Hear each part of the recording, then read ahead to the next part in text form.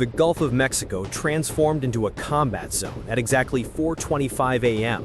when 3 radar contacts materialized on the USS Tripoli screens, moving in tight formation through mirror-flat waters at 22 knots, with their identification transponders deliberately dark.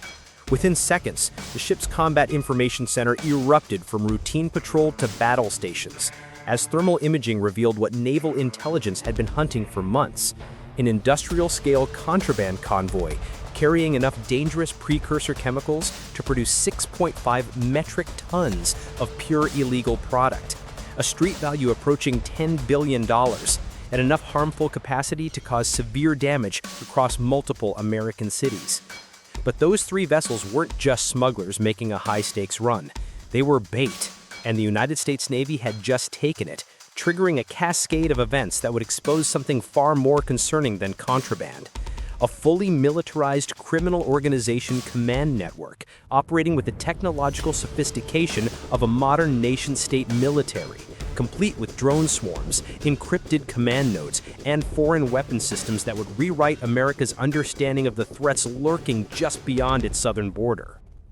The first guided missile struck at 4:47 a.m., traveling at Mach 1.3 across the Black Water before destroying the lead criminal vessel in a white-orange explosion that turned night into day. Hull plates flipped skyward as shockwaves hammered across the Gulf. But instead of surrendering or fleeing, the remaining 2 vessels pivoted into coordinated defensive positions and opened fire with 30mm automatic cannons, their tracer rounds skipping across the waves toward the Tripoli in disciplined bursts that spoke of military training, not criminal improvisation. An MH-60R Seahawk lifted from the carrier's deck, banking hard through the smoke before unleashing a ripple of Hydra 70 rockets that completely destroyed the second vessel in a roar of fragmentation. Marine boarding teams pushed through the debris field in rigid hull inflatable boats under covering fire from the Seahawk's door guns, taking automatic weapons fire that was aimed, controlled, and tactically sound. When they finally breached the third vessel's hold, what they discovered froze every operator in place: hardened steel crates containing encryption drives, detailed maps of U.S. energy infrastructure labeled in Russian Cyrillic script, and a small drone lifting off the stern, transmitting live video of the entire engagement to coordinates near Veracruz, Mexico. By 5:18 a.m., 2 vessels lay destroyed, 1 captured, and the Gulf had fallen silent except for the hiss of burning fuel and the rhythmic thrum of the circling Seahawk. Then the radar watch officer's voice cut through the combat center with words that changed everything. 6 new contacts, low altitude, high speed, approaching from the south. Infrared signature, metallic. They're not birds, they're not missiles.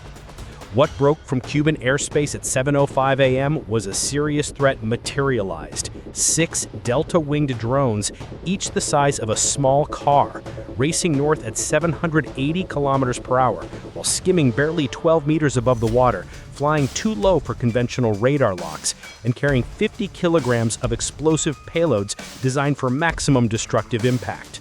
The Tripoli's failing Sea Whiz roared to life, its 6 rotating barrels spitting 4,500 rounds per minute into the humid air, neutralizing the first drone in a streak of fire and intercepting the second mid-turn. But 4 others slipped through the defensive wall by executing coordinated evasive maneuvers that demonstrated sophisticated understanding of American naval defense systems. Someone was flying these machines who understood the exact gaps between sensors, the limitations of engagement envelopes, and the curvature of the Earth itself. F-35B Lightning II scrambled from the carrier group, achieving 1 clean elimination with an air-to-air missile, but the formation had already fragmented into independent attack vectors. 1 drone vanished completely from every radar scope, reappearing only when it was far too late. The detonation at Galveston Bay Refinery measured 2.3 kilotons, a blast bright enough to turn dawn white before fading to deep red, sending shockwaves that shattered windows 20 kilometers inland and sent the entire Gulf defense grid to condition crimson, the highest readiness level activated since September 11, 2001. For the first time in modern American history, a non-state actor had successfully struck United States soil with coordinated aerial assault using military-grade technology. Initial fragment analysis revealed Cyrillic engravings on guidance chips and Chinese serial numbers on center housings, proof that the criminal organizations had somehow acquired battlefield-grade weapon systems that should never have escaped state control. This wasn't organized crime anymore. This was organized warfare. And somewhere south, in a concrete bunker near Veracruz, a new launch sequence was already counting down. The Situation Room went from analysis to action in brutal efficiency. There were no debates about intent, only necessary decisions flowing through a checklist that had been prepared for exactly this contingency. Authorized strikes, clear legal authorities, synchronized forces across sea, air, cyber, and special operations domains. The carrier strike group in the Northern Gulf shifted to immediate launch posture. Aegis cruisers readied Tomahawk missile cells. Long-range ISR platforms established 24-hour overwatch. Marine boarding teams finalized insertion routes while DEA handlers coordinated evidence collection protocols.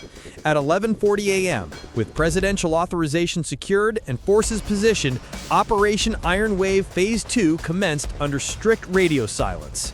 3 destroyers peeled away from the carrier screen, holding a transit line 5 nautical miles off the Veracruz coast with engines throttled to reduce acoustic signatures. 2 Cyclone-class RHIBs pushed forward at 30 knots, Marines and plate carriers riding low and ready as an MQ-9 Reaper tracked from 30,000 feet, its electro-optical infrared gimbal painting the ground in high definition and streaming coordinates to assault planners in near real time. Navy electronic warfare suites swept radio frequencies for hostile emissions, while sonar teams pinged for 9s and surveyed the seabed for submerged obstacles. Every movement was precisely timed, RHIBs synchronized to the second, aerial assets maintaining 3-minute orbit windows, boarding teams rehearsing assault drills in darkness until each action became automatic muscle memory. They found the entrance by combining aerial surveillance with ground-penetrating sensors. What appeared from altitude as scrub farmland resolved into reinforced blast doors, metal counterweights, ventilation trunks, and an access shaft pushed through bedrock like the mouth of an industrial excavation. The entryway swallowed the RHIB searchlight beam and returned only a dull mechanical echo. This wasn't a warehouse or storage facility, it was a purpose-built command node buried deep underground. Inside, the true scale became immediately obvious. Corridors running in precise grid patterns, walls lined with battery modules and inverter banks, coolant lines stamped with Chinese manufacturer marks snaking toward massive server rooms, and welded gantries supporting launch canisters arranged for rapid UAV deployment. The maintenance bay contained not improvised devices, but purpose-built military airframes. Carbon composite construction, folding wings, avionics bays fitted with circuit boards stamped in Cyrillic script. Tactical logs seized from tablets showed coordinated launch windows, encrypted handshakes to GPS and GLONASS navigation systems, and live telemetry feeds that had streamed the earlier sea battle back to this control node. The criminal organization hadn't merely hidden drones in a shed. They had constructed a dispersed factory and hardened command and control center that rivaled the sophistication of some nation-state military facilities.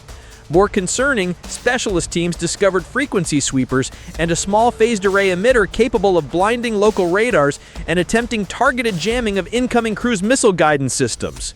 When a Reaper attempted to lock onto a launch rail, the video feed momentarily degraded into static before bleeding back into view. The first real engagement wasn't between pilots, but between packets of data and bursts of radio energy fighting for electromagnetic dominance. Above ground, the sky transformed into a 3-dimensional battlefield as launch rails deployed wings into darkness. The new generation UAVs climbed steeply, folded into attack profiles, and suddenly the airspace over Veracruz became a high-stakes chess match between machines.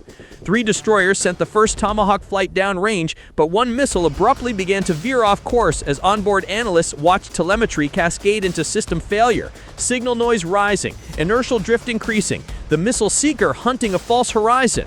The phased array jammer in the compound had sufficient range and power to induce guidance anomalies. That first Tomahawk fell harmlessly 20 kilometers short of its target, but command reacted instantly, switching satellite relay feeds and reseating control to tiered military navigation that bypassed the degraded GPS signals. 18 cruise missiles from 3 platforms relocked and resumed, Sailing on altitudes and waveforms calculated to punch through gaps in the jamming envelope, their precise unitary and penetrating warheads calibrated to collapse reinforced structures without triggering catastrophic chain reactions. At 45,000 feet, a B-2 Spirit bomber traced a night-painted route, its low observable silhouette appearing on screens as little more than a smudge. The bomber released GBU-57 massive ordnance penetrators, weapons designed specifically to punch through 8 meters of reinforced concrete before detonating within.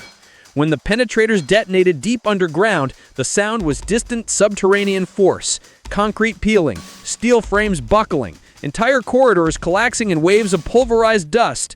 Simultaneously, MQ-9s and FA-18s worked the periphery in coordination with E-2D airborne radar platforms. The aerial engagement in the lower envelope proved intense, as criminal UAVs, fast and small, used terrain masking and short-run accelerations to break radar locks. Reapers launched precision missiles, while FA-18s employed cannons and guided munitions to intercept flight paths. Electronic warfare teams aboard the destroyers emitted counter-jamming signals, creating windows where missile seekers could reacquire two targets. On the ground, Marines breaching the access shaft encountered not empty halls, but hardened defensive positions manned by combatants wearing plate carriers, carrying tactical communications equipment and demonstrating trained reflexes that suggested professional military instruction. The engagement devolved into intense room-to-room combat. Marines employed M27 automatic rifles and M240 machine guns for suppression, while Grenadiers used M203s to clear doorways and create breathing space. In narrower passages, hand-launched reconnaissance drones scouted corners, while thermal imaging guided entry teams through the chaos. The criminal organization's fighters responded with disciplined automatic fire and explosive traps before retreating into secondary tunnels when overwhelmed. At the center of the command node, EOD teams discovered 3 C4 charges wired to programmed timers with cascade triggers designed to detonate the entire vault if overrun. One fuse was counting down with mere seconds remaining when the team reached it. The procedures collapsed into muscle memory, practiced through thousands of training simulations: isolation, frequency sniffing, counter-voltage application, manual cut sequence. The techs worked with shallow breathing and steady fingers, removing the threat with exactly 7 seconds to spare. When they finally breached the command vault, what they discovered reframed the entire engagement. Racks of servers hummed in redundant arrays. Fiber optic trunks fed external communications networks. Banks of control consoles blanked with recent telemetry data. The data stores contained encrypted manifests, launch logs, and network handshakes, proving the criminal organization had been operating a coordinated, state-scale command and control loop. Specialist analysts began forensic harvesting as Marines continued clearing rooms and securing prisoners. Despite the intensity, the assault remained disciplined, with rules of engagement enforced to limit collateral damage. Medical teams staged evacuation corridors, while DEA handlers moved to secure evidence and prepare detainees for intelligence exploitation. When the fires died and dust settled, the operational tally was sobering. 33 hardened positions engaged or neutralized across the complex and satellite sites. 73 UAVs rendered inoperable, either shot down in flight or disabled in their launch rails, and direct financial losses to the criminal network estimated at $2.8 billion in destroyed platforms, launch infrastructure, code repositories, and contraband stockpiles. Combined with the initial $10 billion illegal convoy and supporting logistics networks dismantled in follow-on operations, the total strategic value destroyed approached $13 billion, representing the single largest blow ever dealt to transnational criminal organizations. Most critically, intact evidence and captured hardware allowed immediate attribution. Firmware bearing Cyrillic signatures, procurement chains tracing to foreign defense brokers, and encrypted communications pointing to a transnational network using contraband smuggling as cover for dangerous capability proliferation across multiple continents. But before the final site survey concluded, a systems engineer monitoring a captured server farm noticed an anomaly. A sustained low-bandwidth heartbeat routing through a relay into apparently innocuous corporate servers, suggesting redundancy reaching far beyond a single compound into Dubai, Malaysia, and Belarus. When Pentagon analysts traced the surviving data streams, the map expanded into a global network, an alliance of black markets and silent state sponsors. The conflict had mutated into hybrid warfare. Cyber Command elevated alert status to DEFCON 3. Treasury froze offshore accounts. Naval intelligence coordinated with Interpol to seize dual-use cargo shipments. America struck back across every domain: sea, air, cyber, and financial. The intelligence windfall from Operation Iron Wave transformed overnight into a strategic advantage across multiple theaters. Captured hard drives revealed procurement networks stretching through Eastern Europe, financial transactions masked within legitimate cryptocurrency exchanges, and training facilities operating under the cover of private security contractors. Special operations teams began coordinating simultaneous raids across 3 continents, while signals intelligence platforms monitored encrypted communications for any indication of retaliation or network reconstitution. The captured combatants, once processed through intelligence screening, provided critical human intelligence that filled gaps in the electronic surveillance picture, identifying key facilitators and revealing the true scope of foreign state involvement in what had been dismissed as mere criminal enterprise.